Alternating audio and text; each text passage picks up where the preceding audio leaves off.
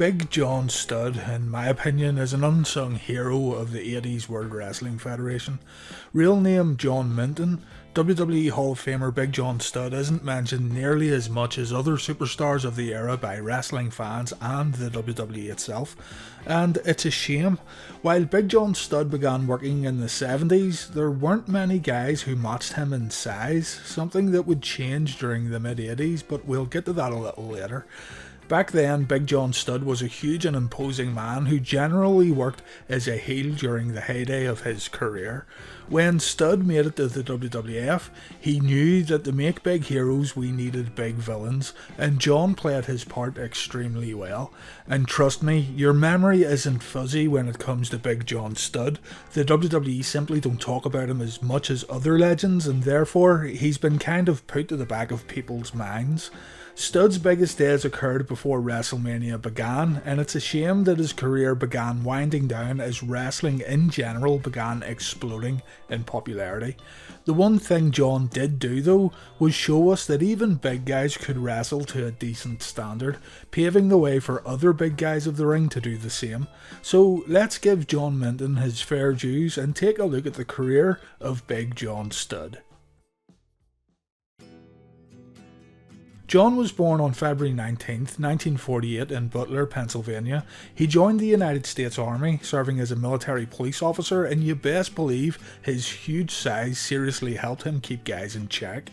Studd received wrestling training from Killer Kowalski, and this is something you need to think about here. Giants in wrestling could easily get by with their size alone, but the fact that Big John Studd received proper training from Killer Kowalski, a man who many consider to be one of wrestling's better trainers, shows us that Big John Studd was much more than a typical big guy. John made his debut as the Mighty Minton in the summer of 1972, working for NWA Hollywood. Just a few months afterwards, John came over to the Worldwide Wrestling Federation where he worked as Chuck O'Connor, finishing the year off here with matches against the likes of Chief Jay Strongbow and Gorilla Monsoon. John stayed with the WWF until February of 1973, taking a break from wrestling before joining Mid-Atlantic in January the following year. In Mid-Atlantic, John continued to work as Chuck O'Connor, and it was really here in Mid-Atlantic where John began working in tag matches. John teamed up with the Super Destroyer, Ivan Koloff, even Ric Flair during his first few months in Mid-Atlantic, and he stayed with Mid-Atlantic for around a year, having mixed success mainly in tag competition. In January 1975, John, still working as Chuck O'Connor, made appearances for the AWA, again with mixed success, before returning to the WWF in 1976 as Executioner 2, part of the Executioners tag team. So if John was Executioner 2, who was Executioner 1? None other than Killer Kowalski himself. The team, managed by Captain Lou Albano, managed to pick up the tag titles in May of '76, and soon a third Executioner was added. Executioner 3 was portrayed by Nikolai Volkov. 1977 saw John leave the Worldwide Wrestling Federation to work in Texas region NWA promotions, mainly Houston Wrestling and NWA Big Time. John, now working as Big John Studd in Big Time Wrestling and Captain USA in Houston, had some huge matches during this era, such as defeating Bruiser Brody in a Loser Leaves Texas match that also saw Studd pick up the NWA American Heavyweight title. John Studd also picked up the NWA Hawaii tag titles with partner Buddy Rose, and upon his return to Mid-Atlantic, John Studd and Ric Flair captured the NWA Mid-Atlantic tag titles from Paul Jones and Ricky Steamboat.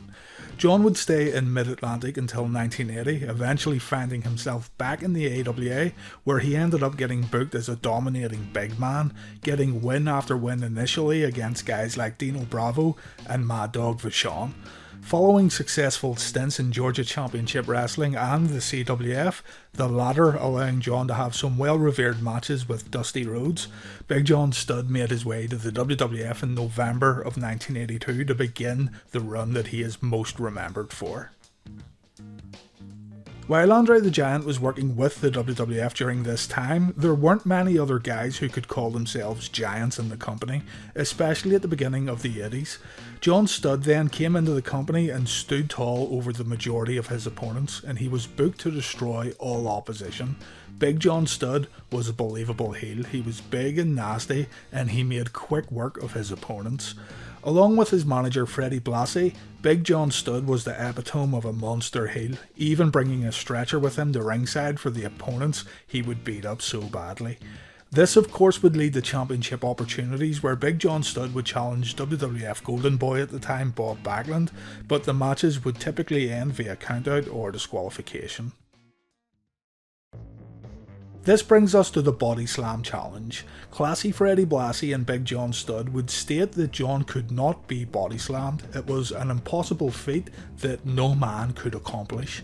Confident in their statements, Blassie and Studd offered 10 grand and later 15 grand to anyone who could step up and scoop the big man off his feet. Many tried and failed, but the one man who truly stood a chance was none other than Andre the Giant himself. Andre attempted to slam Studd but was stopped by Freddie Blassie, kicking off a huge money-making feud between Studd and Andre where the two giants collided in the ring numerous times, including inside a steel cage. I uploaded a video regarding steel cage matches earlier this week, and I'd like to thank the Steel Cage Match Twitter account for reaching out to me, letting me know that Andre and Big John Studd had a cage match inside what was a very early incarnation of the big blue steel cage. Another steel cage match pitting Andre against Studd saw Andre perform a sit-down splash from the top rope onto Studd's chest, knocking him out and giving the fans in attendance an awesome match finish. The Andre the Giant vs Big John Studd feud helped elevate John to the next level in a big way. The two were selling out arenas, which in turn helped John get even more title opportunities. Before we get to WrestleMania 1, Big John Studd worked against Hulk Hogan, where John did what he had to do, coming across as a legitimate threat to Hogan and his title run. Back then, guys were fed to the champion, and many times it was predictable who was going to go over. When Big John Studd stepped into the ring with Hulk Hogan, the predictions didn't happen so quickly. John had all the makings of a heel WWF champion, a big guy who could work, he had a good look, and he and Andre had been drawing big crowds and big money. Hogan of course wouldn't drop the belt to Big John Studd, but their matches were still good. Hogan and Studd were not strangers to each other either before butting heads in a WWF ring. The two had worked in Japan on opposing sides during a New Japan Pro Wrestling tour in 1983, and curiously, Andre the Giant also attended this tour and actually teamed up with Big John Studd, showing here that personas and storylines happening in America didn't matter in Japan, and vice versa. Just a quick side note too, both Andre the Giant and Hulk Hogan had bodyslammed John Studd before the WrestleMania 1 Bodyslam challenge. Big John Studd would get paired with Bobby Heenan after Studd and Heenan family member Ken Patera got disqualified in a tag match, pitting the men against Andre the Giant and SD Jones. Studd and Patera attacked Andre after the match and cut the Giant's hair in the middle of the ring. This, at the time, was a big deal. Fans in attendance went into a frenzy when they saw Andre taking this beating and this humiliation. Andre the Giant was embarrassed in the middle of the ring, and this is something that just didn't happen back then. In order to get revenge, Andre would accept the $15,000 Bodyslam challenge at WrestleMania 1. If Andre could bodyslam John Studd before a time limit without Studd bodyslamming him, he would win 15 grand. If Andre failed in his mission, he would be forced to retire from wrestling. You know, the general spin the WWE has given us is that WrestleMania 1 was a success thanks to Hulk Hogan, Mr. T, and the influx of celebrities who attended the inaugural WWF Super Show in Madison Square Garden. And yeah, all these factors played a major role in creating a ton of media interest for WrestleMania, but credit has to be given here also to Andre and John Studd. The Bodyslam challenge was a selling point for WrestleMania in 1985, and many fans were eager to see if Andre could get his hands on the money. The match was quick, Andre totally dominated Big John Studd, and when the Bodyslam happened at WrestleMania 1, the audience were on their feet for one of the biggest pops of the night. Andre got the bag of money and began throwing cash into the audience, and while it wasn't the greatest match by any means, it was a great moment that deserves more recognition. Following WrestleMania 1, Big John Studd partnered with King Kong Bundy, another Heenan family member, to create one of the most colossal tag teams in WWF history. Throughout 1985 and into 1986, the Bundy and Studd alliance continued to feud with Andre the Giant, resulting in Andre recruiting a slew of babyface wrestlers to team with him in order to take down his rivals. Hulk Hogan, Hillbilly Jim and Junkyard Dog are just a few names who Andre teamed with to take on Studd and Bundy. I feel, in a way, the tag team of King Kong Bundy and Big John Studd has also been forgotten, which is a shame because these two men together were a real force to be reckoned with. The problem lies, I believe, in the WWF's booking at the time. It was all about sending people home happy. The bad guys of the WWF existed to make heroes look unstoppable, and Bundy and Studd were no exception. Sure, they had their moments, but when it came to crunch time, the heels were generally booked to lose. There was really no getting away from it. It was your job as a villain, and to that extent, both Bundy and Studd done their jobs exceptionally well. I just feel, had they won a few more marquee matches, then they would have been more well remembered today. This isn't to say heel tag teams didn't get victories in the WWF in the mid-80s, far from it. You had guys like the Hart Foundation and the Dream Team doing pretty well for themselves, but when the heel tag team is booked into feuds with Andre the Giant and Hulk Hogan, that's a complete different story. While King Kong Bundy went off to face Hulk Hogan in the WrestleMania 2 main event, Big John Studd was featured in the prolific WrestleMania 2 Battle Royal that saw wrestlers mix it up with NFL players. Studd had a big role in the match, taking William the Refrigerator Perry out of the match before getting eliminated himself when he shook Perry's hand. Andre the Giant went on to win the Battle Royal, and Hulk Hogan defeated King Kong Bundy also at WrestleMania 2, so yeah, you can maybe see what I mean here. After Mania 2, Bundy and Studd would feud with the Machines. I spoke about the Machines recently in my Hogan vs Andre video, but I'll recap here. Andre the Giant failed to show up for a number of matches against Bundy and Studd, resulting in a WWF suspension that was spearheaded by Bobby Heenan. Andre's health was beginning to deteriorate. He was going to film The Princess Bride in the UK, and he was hoping to begin winding down his wrestling career. When Andre did return, he came back as the Giant Machine, a masked wrestler from Japan and one half of the Machine's tag team. Teaming up with Super Machine, better known as Bill 80, it was painfully obvious that Giant Machine was Andre the Giant. Bobby Heenan would try and try again to prove that Giant Machine was really Andre, but he never could, even though everyone knew the true identity of this huge masked individual. The Giant Machine would eventually disappear and Andre the Giant would re-emerge. The Heenan family were never able to remove the mask from the Giant Machine, so yeah, it was good stuff. Towards the end of 1986, a feud was teased between Bundy and Studd when the two men began arguing, likely setting up a match between the two at WrestleMania 3, but Studd ended up retiring from wrestling while he was still a key player in the World Wrestling Federation. Big John Studd returned to the WWF in December of 1988, and there have been different reported reasons for this return from retirement. Some say that John Studd knew he had a life-threatening illness and he wanted to get a few big paydays before having to completely quit. Others say he was brought back because the WWF's other giant, Andre, was going to also retire and some big shoes needed filling, an impossible task in itself, but anyway, no one really knows the true reason for Big John Studd's return in 1988. What is undeniable though, and we have to be honest here, is that this Big John Studd who got in the ring in 1989 was not the same as the old Big John Studd that fans were accustomed to. By this time in the WWF, it was truly land of the giants, and while Big John Studd was a big man, there were countless other guys who had similar sizes. On top of this, these big guys of the WWF were able to move around the ring much better than Studd. It's just an undeniable fact. Another mistake was made when John was booked as a babyface and without a mouthpiece to drive his promos. John Studd could talk, he wasn't a bad promo at all, but when you once had somebody like Bobby Heenan doing the talking for you, then you're never going to match what you once had. Consider also, in 1989, the larger-than-life characters in the WWF were just that, completely out there, larger-than-life stars that relied a great deal on their promos.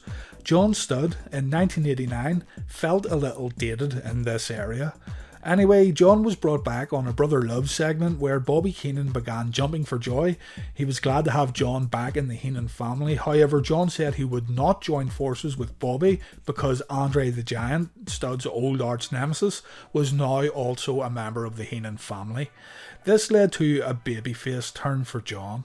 Studd went on to win the 1989 Royal Rumble, a great moment in the man's career for sure, but it was also a curious choice here by the WWF. Ted DiBiase or the Big Boss Man were seemingly primed to win this Royal Rumble, but it didn't happen. Remember too, the Royal Rumble didn't hold as much significance back then. There was no reward for winning the Rumble match, but still, take nothing away from Big John Studd. A great moment in the man's career and a moment many fans remember fondly. John went on to referee the Jake Roberts vs Andre the Giant match at WrestleMania 5. Andre ended up getting disqualified after he attacked John from behind.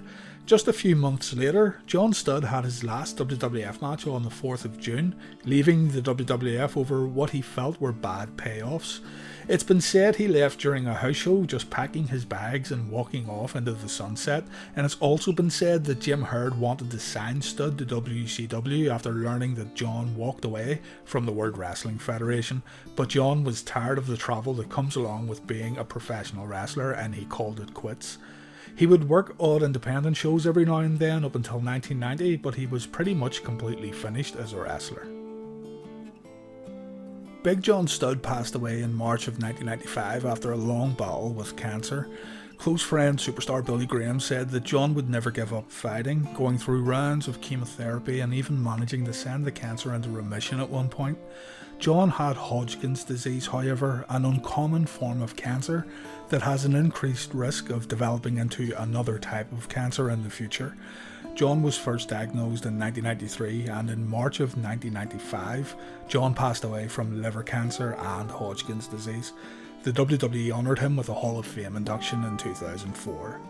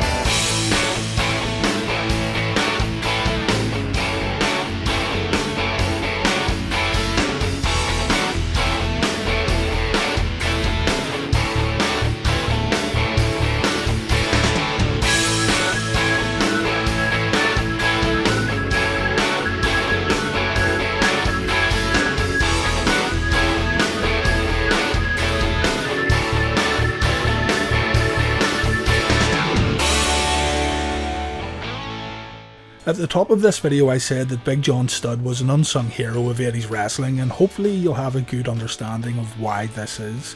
Working against guys like Hulk Hogan and Andre the Giant, Big John Studd done a lot in helping these stars progress in their WWF careers, being both literally and figuratively one of the biggest heels in the 80s World Wrestling Federation meant that guys like Hogan and even Andre could go toe to toe with Big John Studd and look like heroes while doing so. Yes, both Andre and Hulk were superstars before stepping in there with John, but Big John Studd was easily one of the best opponents for these larger-than-life superheroes to go up against. Beating John Studd was a huge deal. He was big, he was dominant. It meant something to get a victory over this colossal man of the ring. His work in the Executioners was good, the pairing with King Kong Bundy was great, and his big money drawing feud with Andre the Giant grabbed the attention of audiences in multiple venues. His late 1988 return may not have been the best, but all in all, Big John Studd deserves to get spoken about way more than what he currently does.